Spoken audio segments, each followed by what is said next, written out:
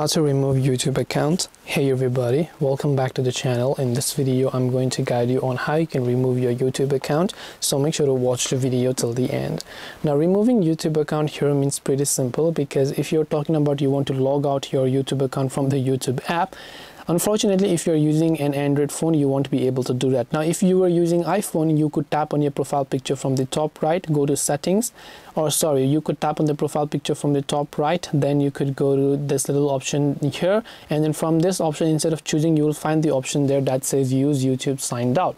But unfortunately, you can see on this particular Android device, we don't have the option to use YouTube signed out, because YouTube is Google and Google is Android. So with your Google account functions the whole Android and all of the Google apps. But if you want to remove your YouTube account, then you have to remove that account from your device itself by simply going to manage accounts here, selecting the account that you want to remove, tap on remove account to remove that account from YouTube.